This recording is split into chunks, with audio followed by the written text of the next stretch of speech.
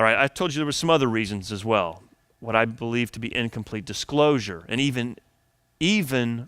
incomplete disclosure, and even information that's not completely presented. So let's take a look at that. The balance sheet of the Fed, I introduced that to you earlier. That comes from the H.4.1 report. Not to get too technical, but every week and every month and periodically the Federal Reserve releases a number of different reports. One of those that they release each week is their balance sheet. And again, this area I've highlighted here is the SOMA, where we're going to focus on. You'll notice here that inside the SOMA, there's a little footnote. Footnote number 1, tiny little one there that's drawing our attention as readers that there's a footnote that we need to pay attention to.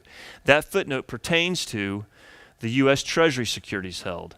Again, those bills, those notes, and those bonds. Footnote 1, well, what is footnote 1 telling us? Well, let's take a look at that.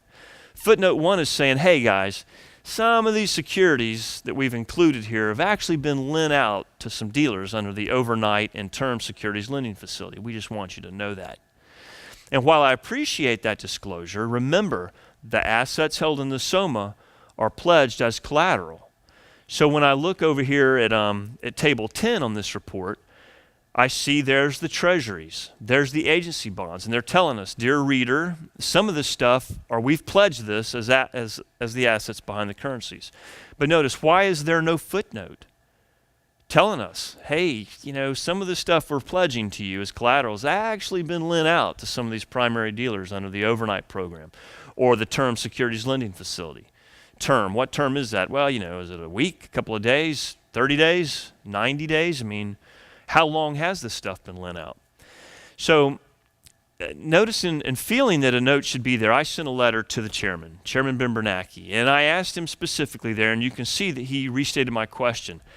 I felt that in the interest of full disclosure, that a similar footnote, if not the same footnote, should be provided on table 10, that they need to tell us that these notes, some of these have been lent out, and that they're actually not available as collateral. And here's their response here on the second page. They say, while we understand the points you are making, our economists and our accountants are in the process of consulting to see, what we can do about this, and we'll let you know. We expect to make a decision soon.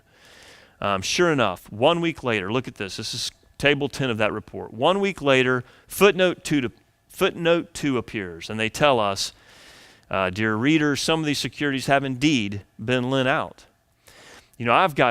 I got a job to run and a family to raise. I don't have time to be reviewing these reports each week. Somebody needs to be auditing the Fed. Well, let's look at another issue. Included in the TARP plan that was established by the Economic Emergency Act, or the Economic Stabilization Act, that created the TARP under the Bush administration, the Treasury Department announces the Supplementary Financing Program. Well, what is that? Well, you can see there, to manage the balance sheet impact of the Fed's activities. And we talked briefly about that. First, they began to lend, and that lending creates bank credit, which is money. So to sterilize that initially, they began to sell assets from their SOMA, which created that problem that we just talked about, the collateral being provided for our currency notes. And so the Treasury Department, look in the second paragraph there, the program will consist of a series of bills that are going to be issued to do this. All right, so, here's the balance sheet, once again, of the Federal Reserve. Let me draw your attention back to the Federal Reserve balance sheet, table 4, and specifically the liabilities. Notice the U.S. Treasury Supplementary Financing Account. Just as we were informed by the Treasury Department, they were going to go issue a bunch of bonds out into the bond market. It was like an auction. Hey, who will give me 10%? Who will give me 10%? 8%? Who will give me 7%? Sold. So they get all this cash from the auction, and they're going to deposit this with the Federal Reserve so that the Federal Reserve may conduct, its incentive or its initiatives to deal with this crisis.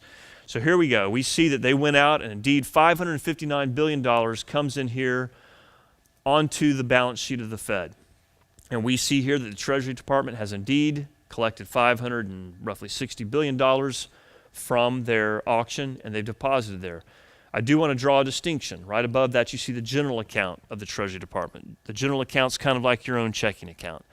If we get paid, we deposit our money in there, we pay our bills, we write checks out of that account. The supplementary finance account's a little bit different. So they set up a separate account there to show it to us. All right, so Where is that, though, on this report? What is this? This is the money supply report, another report that I track every week. Money supply is an important issue.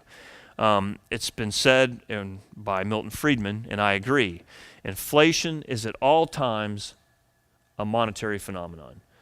The changes in the price of goods and services that we see, that we typically refer to as inflation, is the symptom of inflation. Again, inflation is always a money supply issue. So this report here, this is from Table 7 of the money supply report. And you notice here, the United States government is telling us, hey, we have deposits. We have deposits, we have them all over the place. We have them at commercial banks throughout our nation. We also have some at the Fed. We have some, that's right, we also have some at the Fed, right? We just talked about that. So let's see here. We have the balance of the balance at the Federal Reserve. This is the general account. We drew that distinction. But where is the $559 billion in the supplementary finance account? Why isn't that showing on this money supply report? I mean, that's a lot of money. Well, I sent an email off to the Federal Reserve, and I asked this question. I said, why is the supplementary financing account not shown on this table? That's a lot of money that they've issued, and why isn't there?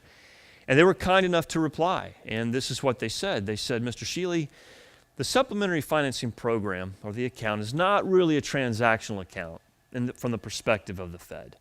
They don't really make regular payments from that account, and so that's why we've not included it. And so I sent an email back, and I said, well, I understand that it's different, but here's a graph of what's happened with that account. Indeed, they issued $559 billion. It went on deposit there at the Fed. But as you can see, that money's been spent. That balance is now almost gone. Transactions have occurred. So, I said, in light of this, really you should include that.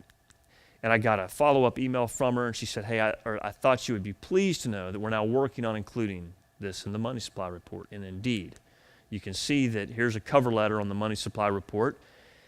We've modified this to present to you the supplementary financing account. And sure enough, look at there, supplementary financing account. All of a sudden, $500+ billion suddenly appears on this report. Folks, I've got a business to run. I have a family to raise. I don't have the time to monitor these reports that are released by the Fed each week. Somebody needs to be auditing the Fed. So with that, we're going to kind of conclude the summary presentation, and we'll move into the long presentation of this. But the conclusion is simple. Common sense tells us the Federal Reserve must be subject to audit. Thank y'all for listening, and we will take a break, and then we'll move back into the full presentation. Thank y'all.